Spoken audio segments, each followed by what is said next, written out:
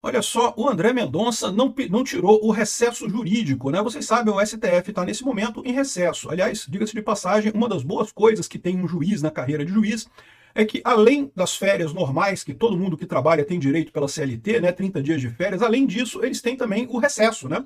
Essa época do ano, ninguém trabalha no judiciário brasileiro, tá todo mundo de férias, olha que maravilha, né? Só que o André Mendonça não saiu de férias. Aliás, nenhum ministro do STF saiu de férias, olha que coisa curiosa. Por que isso? Diz aqui a reportagem do SBT News que é porque ele tem medo de que as pessoas presas no inquérito do INSS, lembra, o André Mendonça é o responsável pelo inquérito do INSS, né? Ele temia que durante o recesso alguém soltasse alguém lá, né? Para você ver como é que está o nível de confiança do pessoal lá dentro do STF. Não era assim antes não, tá? Antigamente o pessoal tirava o recesso mesmo e a responsabilidade ficava ou com o presidente da corte, que hoje é o Fachin, ou com o vice-presidente, que hoje é o Alexandre de Moraes. Mas aí o André Mendonça decidiu não fazer isso. Não é o primeiro a fazer isso. Aliás, esse ano nenhum deles tirou recesso. Está todo mundo trabalhando normalmente. Mas entenda, trabalhar normalmente significa estar disponível caso seja acionado em algum dos processos. Porque não tem audiência, não tem movimentação, não tem nada. É só se precisar alguma coisa, se surgir uma liminar, se surgir uma mandado de segurança, um habeas corpus, eles estão disponíveis. Mas, na verdade, eles não estão indo trabalhar, não. Não deixa de ser férias também, né?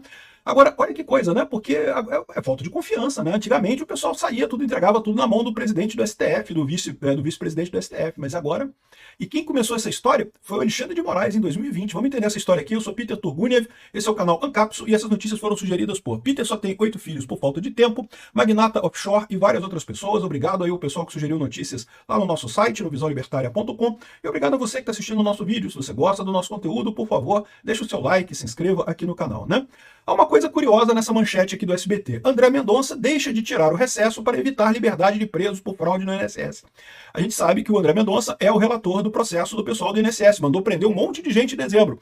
E é lógico, tem muita gente que fica lá em Brasília ó, de olho no recesso, porque no recesso o juiz titular sai, né, da posição e as pessoas podem fazer pedidos e aí vai cair no juiz substituto, no caso do STF, cai no Fachin, ou então no vice, no Alexandre de Moraes, e aí, eventualmente, pode-se conseguir alguma coisa diferente. Né? Vocês lembram quando o Lula estava preso, e daí, num recesso deles, o Sérgio Moro saiu em recesso, e daí um advogado entrou com habeas corpus lá no meio do recesso, e aí caiu um outro juiz auxiliar que foi lá e deu a liberdade para o Lula, não sei o que lá.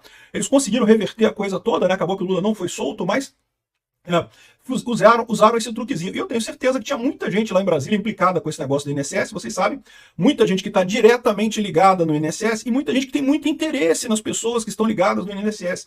Por quê? Porque quanto mais tempo o careca do INSS fica preso, maior é a chance dele fazer uma delação premiada, né? Quanto mais tempo as coisas vão correndo nessa investigação, pior fica pro resto da galera que está envolvida nisso daí, mas que ainda não foi colocada no processo. Ainda não acharam ligações com esse pessoal, né? Então o André Mendonça achou melhor não sair. Mas o curioso é por que botaram o André Mendonça especificamente, porque, de novo, todos os ministros do STF fizeram a mesma coisa. Nenhum saiu de recesso esse ano. Estão todos ainda, em tese, trabalhando, né? Ou seja, de novo, trabalhando no sentido que eu falei. Não é que eles estão indo lá no STF, não. Não é que eles estão trabalhando mesmo de verdade. Eles continuam de férias. Mas se tiver alguma coisa, eles vão ser acionados e tem que responder e coisa e tal. Não vai cair para os substitutos, no caso, né? Essa história toda começou lá em 2020, aqui, ó. Matéria de 2020, 20 de dezembro de 2020. Ministros do STF se recusam a sair de férias e esvaziam poderes de Fux no plantão. Então, lá em 2020, o Fux era o presidente do STF, para quem não lembra dessa história, né? Pelo menos 4 ministros do STF se recusaram a sair de férias. Foi a primeira vez que aconteceu. Até aqui, todo ano no recesso, os ministros saíram de férias. Não tinha por quê. O STF era um lugar harmônico, era um lugar que todo mundo confiava em todo mundo, que não tinha problema, né? Mas aí, o Marco Aurélio Mello, o Gilmar Mendes, o Ricardo Lewandowski e o Alexandre de Moraes comunicaram à presidência do STF que vão continuar despachando durante o recesso. Ou seja, de novo, aconteceu a seguinte situação. Não é que eles estavam trabalhando de verdade, entendeu? Não, eles estavam curtindo a vida, estavam passeando e coisa e tal. Mas a questão é que eles né, continuaram responsáveis pelos processos. Caso contrário, esses processos iriam para o Fux. E aí eles temiam que o Fux pudesse dar uma decisão, pudesse aceitar um habeas corpus, pudesse aceitar uma mandado de segurança, enfim, pudesse dar algum encaminhamento nesses processos que não era de interesse deles. Isso daqui mostra que são processos puramente políticos que eles estavam interessados. Por quê? Porque, em tese, se a matéria fosse exclusivamente de direito, se não tivesse nenhuma interferência política no STF, ora, você pode imaginar que todos eles são igualmente competentes em termos de direito, que se fosse alguma coisa, né, absurda que não seria aceito, e de fato, né, diz a boa regra que o recesso não é para tomar decisão contrária ao juiz. O juiz está seguindo o processo num sentido, não é para o substituto mudar o processo, né? É apenas para acompanhar ali naquele tempo enquanto o cara está de férias, né? Mas agora abriu-se esse medo. Por quê? Porque os processos são políticos. Se o processo é de direita ou se o processo é de esquerda, vai depender. O juiz é de direita, o juiz é de esquerda. Entendeu o problema da história? O STF era para ser um tribunal isento, era para ser um tribunal que não tem lado, né? Que simplesmente aplica a lei conforme ela está lá. Mas já fugimos disso há muito tempo. Isso aqui, ó. Essa é a primeira vez, pelo menos nos últimos 15 anos, que um número tão grande de ministros decide manter atividade de trabalho em pleno recesso. Na prática, o movimento esvazia os poderes do Fux ao longo das próximas semanas até a retomada das atividades regulares do STF em fevereiro, né? Integrantes da corte ouvidos pela reportagem viram no movimento uma nova retaliação contra o ministro. O temor dos interlocutores de Fux é com o destino de um habeas corpus apresentado por um grupo renomado de advogados, cujo efeito poderá levar à soltura de criminosos condenados e presos no país, uma ofensiva contra Fux. Os criminalistas querem derrubar a liminar do magistrado que suspendeu por tempo indeterminado a implementação do juiz de garantias, né?